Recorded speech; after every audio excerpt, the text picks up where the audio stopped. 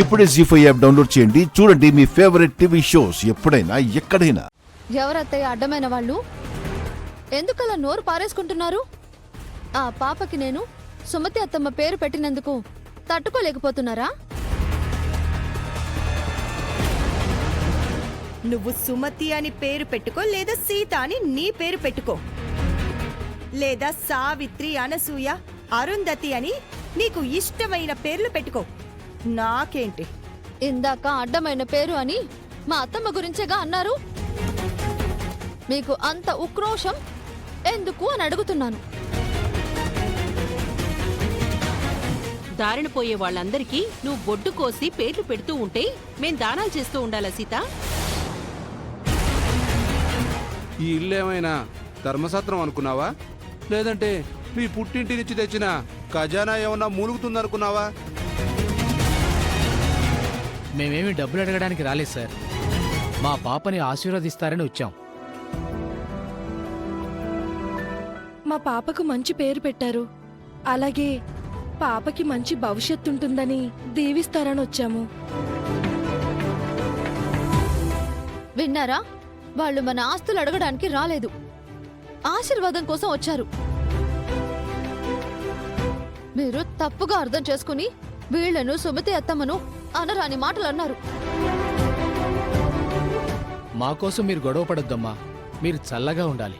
మీరు పెట్టిన పేరుకి చెడ్డ పేరు రాకుండా పాపను పెంచుతామమ్మా. వెళ్ళొస్తామమ్మా. వస్తామమ్మా. అయ్యో నాకు కాదమ్మా, ఆవిడకి పెట్టు. ఆవిడ పేరు నీకు పెట్టాను.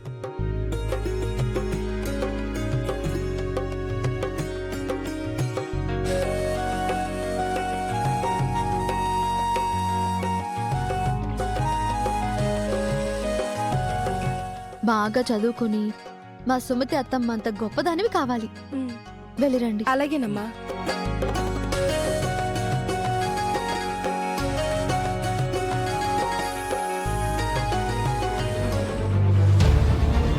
సంస్కారం అంటే అది. పెద్దగా చదువు లేకపోయినా, ఆస్తి లేకపోయినా మంచిగా ప్రవర్తించారు. మీరేమో అన్నీ ఉన్నా అడవి మనుషుల్లా విరుచుకుపడ్డారు. మేం అడవి మనుషులమా? ఒళ్ళెలా ఉంది సీత? ఎక్కడో మారుమూల పల్లెటూరు నుంచి వచ్చిన నువ్వు సిటీలో పుట్టి పెరిగిన మమ్మల్ని అడవి మనుషులు అంటావా? పల్లెటూళ్ళలో పుట్టి పెరిగాను కాబట్టే పద్ధతి, సంస్కృతి, సంప్రదాయం తెలిసి మాట్లాడుతున్నాను. సిటీలో ఉండి మీరేం ఉద్ధరించారు? ఒక చిన్న పిల్లను చిన్న బుచ్చుకునేలా చేశారు. పెద్దవారయుండి చిన్న బుద్ధులు చూపించారు. ఎనఫ్ సీత.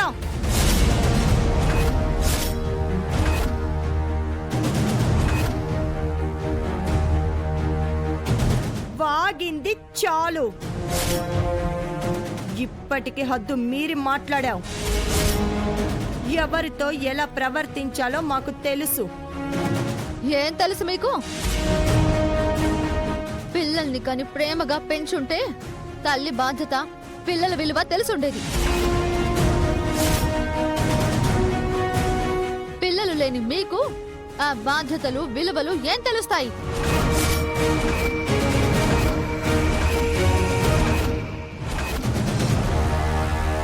సీత, సీత.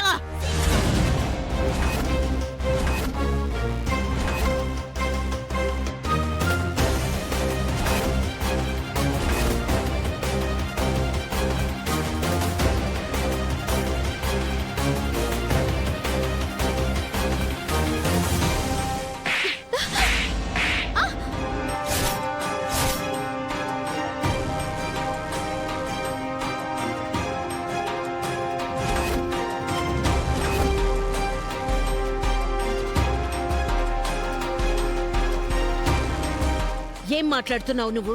నోటికెంతొస్తే అంత మాట్లాడతావా?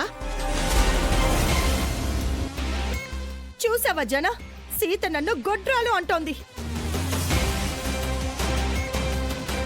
ఇందాక అడవి మనిషి అని కూడా అనింది బావగారు. సుమతి వెళ్ళిపోయాక నీకోసం, పిల్లల కోసం జీవితాన్ని త్యాగం చేసిన నన్ను సీత ఎన్నెన్ని మాటలంటుందో విన్నావా జన?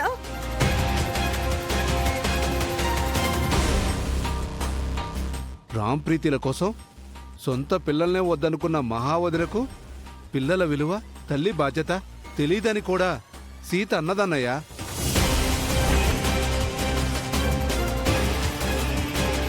నేను ఆడదాన్ని కాదా జన? అమ్మని కాదా? గొడ్రాలినా?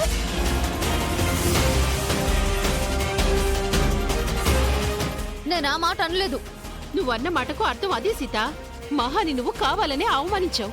కావాలని పెడార్థాలు తీయకండి. నేనెవరిని అవమానించలేదు. నువ్వే అర్థంతో మాట్లాడినా సాటి ఆడదాన్ని అలా అనకూడదు సీత. అది చాలా తప్పు. నేనేం తప్పుడు మాట అనలేదు. సీత, ఇంకా బుకాయించుకో. నువ్వన్న మాట మా పిన్నిని ఎంత గాయపరిచుంటే అంత బాధపడుతుంది. ఆవిడ పేరుకే మా పిన్ని, నిజానికి తను మా అమ్మ. నాకు తల్లి లేని లోటు తీర్చిన గొప్ప అమ్మ.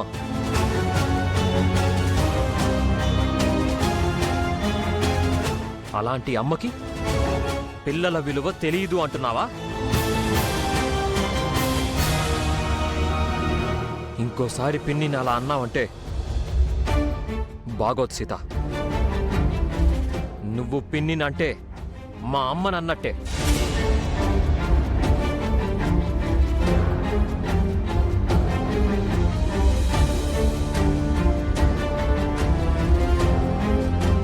ఏదైనా అనే ముందు కాస్త వెనక ముందు ఆలోచించుకో సీత. రామ్ చెప్పింది నిజం. మహారామ్కు పిన్ని కాదు, అమ్మ. ఇంకెప్పుడు మహానలా అనకు. బాధపడకు మహా. సేతేదో తెలియక మాట్లాడింది.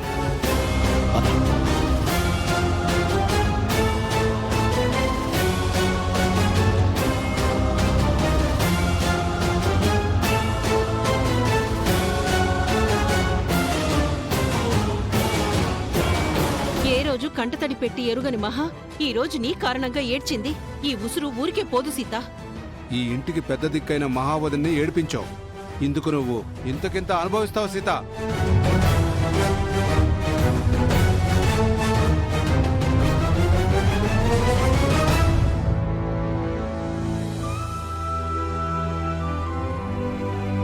కత్తి కంటే నాలుక పదునైంది సీత. కత్తి చేసే గాయం మానుతుంది కాని మాటతో మనసుకు చేసే గాయం ఎప్పటికీ మానదు. నేను కొట్టినందుకు నీకు బాధగా ఉండొచ్చు, కానీ మహాలక్ష్మిని నువ్వలా అనుండకూడదు. జీ5 యాప్ డౌన్లోడ్ చేసి అన్ని ఎపిసోడ్స్ పూర్తి ఉచితంగా చూడండి.